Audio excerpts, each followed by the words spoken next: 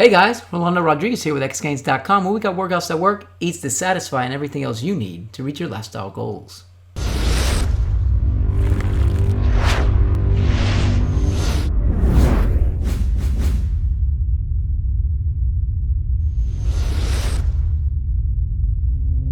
So today is day 80, which actually turns out to be workout 100 of Morning Meltdown 100. So I finished the program today.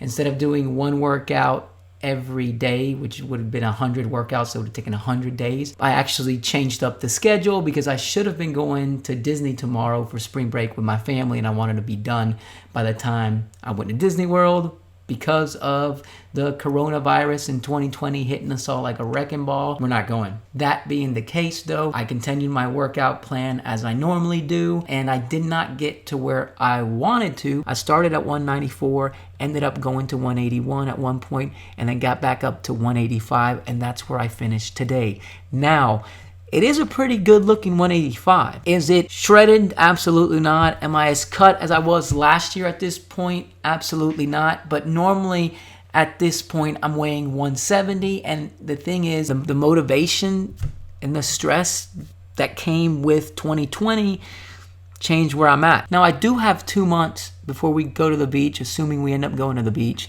to get to where I like to be when it's time to go to the beach. I like to be a little more cut, just because I like to visually look a little more cut, but also because I like to have that cushion. I like my weight to be down a little bit.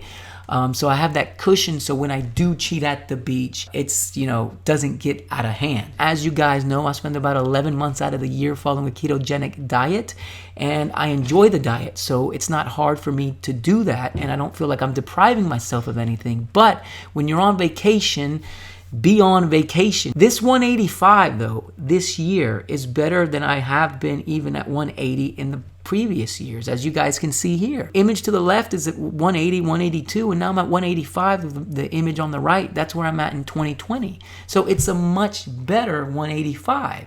So I'm super stoked to try to get down to 175 or 170, which is where I normally am at when I go to the beach. Nevertheless, finished Morning Meltdown 100 today. 100 workouts in the book. Actually took me 80 days. What I did was every other week I would double the workout. So I would do doubles of Morning Meltdown 100, and then the following week I would just do singles, right? You're supposed to do one workout a day every morning for 100 days. But since I did doubles one week and singles the other week with an off day, I was actually working out 18 times every 2 weeks, right? So it took 80 days.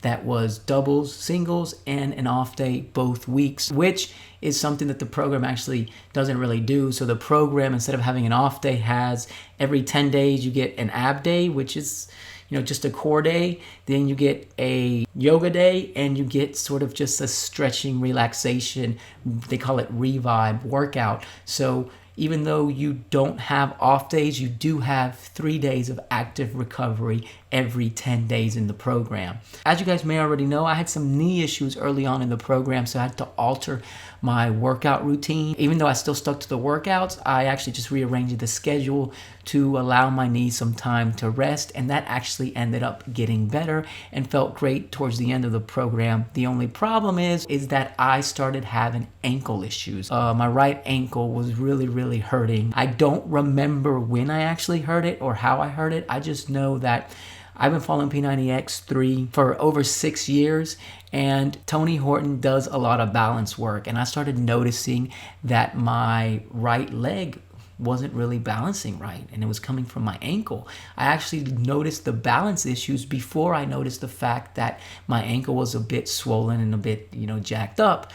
So I took it easy. I stopped running. I was able to get through my workouts, but believe it or not, the thing that hurt most was yoga. My yoga routines was really stressing my ankle, and the tail end of Morning Meltdown 100 involved me just, still hitting it hard, but not being able to do what I normally do in terms of intensity and explosive exercises and sprinting for about the last 4 weeks because I had to take care of my ankle. And now at the end of the program, I would say I'm about 95% back, but I still haven't incorporated the sprints and the running. In terms of Morning Meltdown 100, the workouts got a little tougher with each phase. The program is divided up into 5 phases. Going into phase 5, she did turn up the intensity and the overall complexity of the moves. So I ended up really loving the program. There's a couple of no weight cardio sessions that she does, which are fantastic. One thing about this program I totally dislike is the fact that there's no pull-ups. You don't really do a lot of back exercises, but there are some moves that involve the back in ways that I had never really thought of involving, which was awesome. And there are 2 or 3 leg exercises that are amazing, that are so simple. Anybody can do them, but it kills the legs. 2 blocks of 3 different exercises, but on each leg. And by the end, you're toast, you're sweating, and you really haven't even moved from the spot that you were at. Really, no other way to describe those workouts other than sort of beautiful. They're so simple and they're so effective that it's beauty, right? I wanted to finish out the last 4 weeks of the program eating 1,800 calories a day, but guys, I'm gonna be honest with you.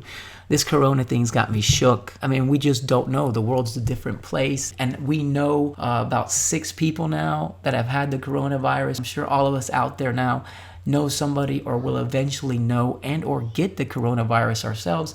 And it's stressing me out. I'm waking up in the middle of the night. Not more about me, but when you have kids, it's a different level of stress. I'm not a big stress eater, but I have not really stuck to the plan of eating 1,800 calories going into the last 4 weeks of the program. So what did I do? I just stuck to about 2,200 calories, eating to my heart's content. I did not deviate from the ketogenic diet except for one day, and that was my son's birthday, and I think on Valentine's Day. So I've spent 78 out of the last 80 days following a ketogenic diet and or a carnivore diet. I actually spent the last 4 weeks of this program following a carnivore diet, eating 2,200 calories a day of either different cuts of meats, eggs, cheese, butter, or milk. And that's about it. Now, my macros breakdown when I'm following a carnivore diet is a ketogenic diet macros approach. Guys, I think because of stress, because of my ankle, because I'm not getting as much sleep, maybe because I'm not as motivated as I should be going into the end, whatever the case may be, all those different variables, I did not restrict my calories the way I should have, and I ended up gaining 4 pounds. I'm hoping to lower, and I have to try to start to lower my stress level. I'm waking up in the middle of the night anxious, and I just feel that anxiety, which I normally don't have, and I got to get better sleep. I got to focus on that and lowering my caloric intake from 2,200 calories a day to maybe 2,000 to 1,800 calories. As I've said before, in terms of weight, there's an optimal body weight and there's a ripped body weight, right? And if you're trying to lose weight to get to your optimal body weight, it's more about the types of food that you eat. I believe 80% of the people out there, if they follow a ketogenic approach and do not worry about calories, will get to their optimal body weight. And I personally think this is my optimal body weight. I'm eating to my heart's content and I'm eating about 2,200 calories a day. And this is what my body looks like eating to satiety and not worrying about calories, following a low-carb diet. If I were eating to satiety, not following a low-carb diet, my body might be the same weight, but I would definitely look different. So there's an optimal weight. If you want to get ripped, okay, then I believe everybody out there, once they've reached their optimal weight, following a ketogenic diet or not, needs to start focusing on calories as well. There has to be a caloric deficiency. And if you reduce your caloric intake following a ketogenic eating approach, you will be able to reduce your caloric intake while maintaining your metabolic rate at a higher level, right? Which we'll talk about later. But the thing is you'll be able to reduce your caloric intake without damaging your metabolism and also staying more satiated and not having cravings and feeling hungry all the time.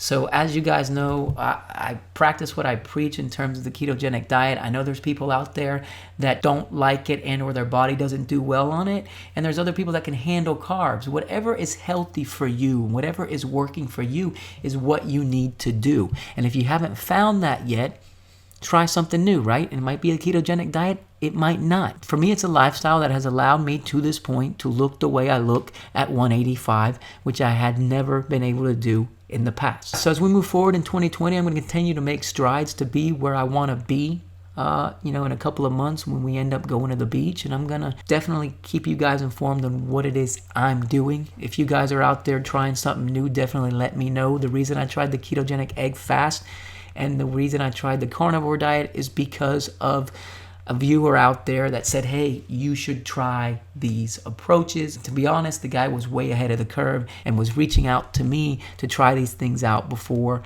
they blew up. So I appreciate that. So please continue to share ideas, thoughts, approaches. And if you want me to try something out before you guys give it a go to see what happens, absolutely, just let me know. And that's it for now. This is Rolando Rodriguez with xgains.com. Please let me know if you got any questions or comments down below. Please like, subscribe, and share to this channel if you haven't done so already.